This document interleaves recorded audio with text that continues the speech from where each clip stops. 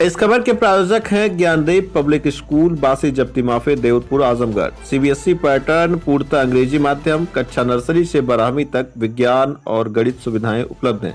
स्वच्छ व शांत वातावरण, स्मार्ट क्लासेज, कंप्यूटर शिक्षा, वाहन की सुविधा उपलब्ध है। इसके साथ ही प्रशिक्षित शिक्षकों द्वारा शिक्षण कार्य संपादित होता है। अधिक जानकारी के लिए स्क्रीन पर दिख रहे नंबरों पर संपर्क करें।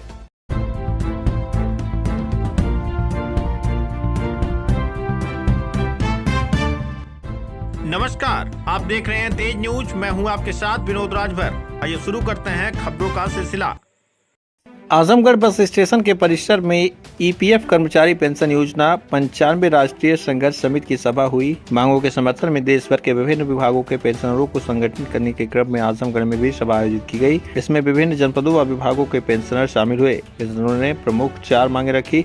इसमें न्यूनतम पेंशन 7,500 रुपये प्रति माह और महंगाई भत्ता, निःशुल्क चिकित्सा सुविधा, पेंशन योजना में पारदर्शिता और विलंबित भुगतान का ब्याज सहित निपटारा शामिल है। वक्ताओं ने कहा कि केंद्र सरकार ने कई बार आश्वासन दिया, लेकिन अब तक कोई ठोस निर्णय नहीं लिया गया। पेंशनरों ने चेतावनी दी है कि अगर 31 जुलाई तक हमारी मांगे नहीं मानी गई तो 4 अगस्त से दिल्ली के जंतर मंतर पर हम लोग धरना शुरू करेंगे। यह धरना मांगे पूरी होने तक जारी रहेगा। सुनते हैं बातचीत करते हुए पेंशनरों ने क्या कुछ कहा। है आप लोगों का किन मांगों के साथ है, क्या सरकार से मांगे हैं? मैं ओम शंकर तिवारी, अध्यक्ष राष्ट्रीय संघर्ष समिति उत्तर प्रदेश।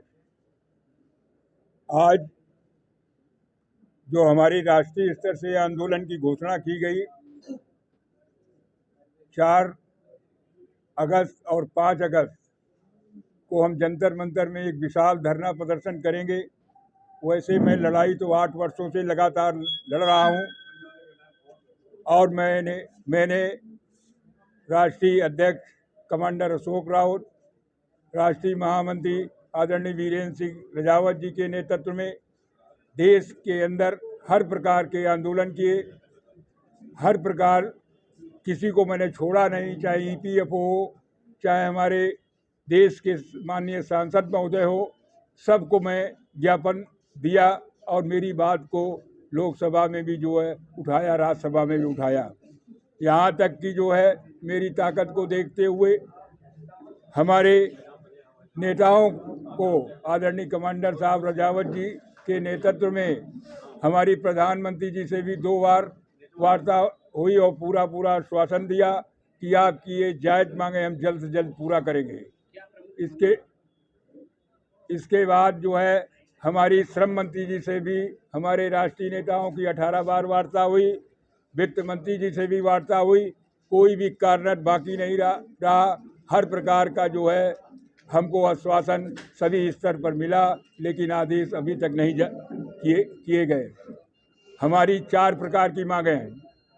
एक, 7500 प्लस डीए पेंशन दी जाए। दूसरी है पत्नी को निःशुल्क चिकित्सा सुविधा दी जाए और जो लोग इस योजना से जुड़े नहीं हैं, अलग कर दिया गया, उनको जोड़ करके मिनिमम पेंशन 5,000 दी जाए। और जो सुप्रीम कोर्ट का आदेश 4 अक्टूबर 16 को हुआ था, उसको तोड़ मड़ोड़ करके ईपीएफओ ने पेश किया, उसमें सुधार नहीं किया गया और तोड़ा मड़ोड़ा गया। इससे हमारे हायर पेंशन के लोग भी वंचित हुए हैं। इसलिए सुधार करते हुए आदेश जारी किया जाए। ये 4 मांगों को लेकर के हम लड़ाई लड़ रहे हैं। हम राष्ट्रीय स्तर से मेरी नोटिस भी चली गई है, आंदोलन की घोषणा भी हो गई है। 4 अगस्त और 5 अगस्त को जंतर मंतर में विशाल धरना प्रदर्शन करेंगे और कब तक करेंगे, जब तक हमारी मांगें पूरी नहीं हो जाएंगी तब तक मैं वहां से दिल्ली से हटूंगा नहीं और अपनी मांगें लेकर के ही वापस आऊंगा। अब आश्वासन नहीं चलेगा, क्योंकि घुट के मरना है, सड़ के मरना है। एक बार हमारे तमाम साथी अभी भाषणों में भी देख रहे होंगे कि जो है तमाम साथी मरने तक को तैयार हैं। इसी को हम प्रदेश के जितने भी मंडल हैं, मैं हर मंडल में जा करके अपने पेंशनरों को इकट्ठा करके आगाह कर रहे हैं कि दिल्ली में जा करके अपनी पूरी ताकत दिखावें और आप ताकत दिखाएंगे तो आप आदेश आपके होंगे। ये सरकारें चाहे जो हो, वो केवल जनमत को ही पहचानती है, जिनके तीर जनशक्ति है उन्हीं को आदेश करती है। हमारा ये बहुत बड़ा संगठन बुजुर्गों का है। ये देश के अंदर सबसे बड़ा संगठन हमारा बुजुर्गों का है। हम अपनी अंतिम सांस तक अपनी मांगों को लेकर के रहेंगे और मैं ऐसा ही लड़ता रहूँगा जैसे मैं लड़ रहा हूँ। जय हिंद, जय भारत। राष्ट्रीय उपाध्यक्ष CPS 95।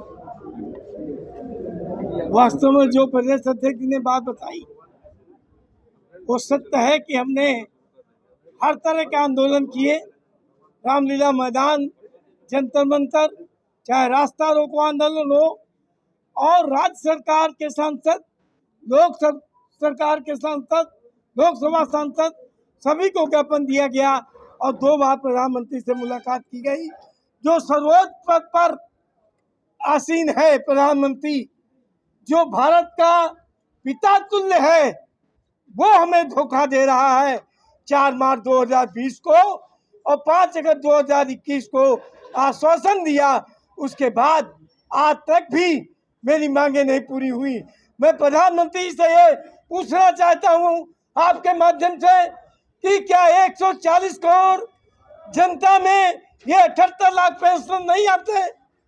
जो इनकी दुर्दशा हो रही है, किसी परिवार में बुजुर्ग की चलती है और इन बुजुर्गों को आपने सड़क पर छोड़ दिया। पेंशन के नाम पर 1000 रुपया देकर आप राशन कार्ड नहीं बन सकता, आपका आयुष्मान कार्ड नहीं बन सकता।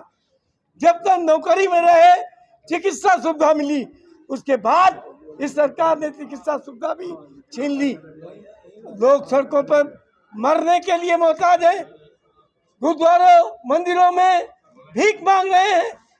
ये बुजुर्गों की ये दशा, जो रेलवे से छूट मिलती थी 50% 40% की, वो भी सरकार ने ले ली।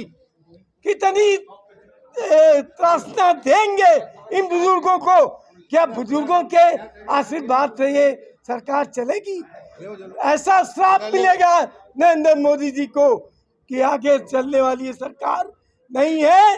यही बुजुर्गों का मेरा कहना है। और अब की बार आंदोलन दिल्ली में आर पार को होगा। ये सरकार भी देखेगी कि बुजुर्गों का आंदोलन किस तरह का होता है। जय हिंद, जय भारत।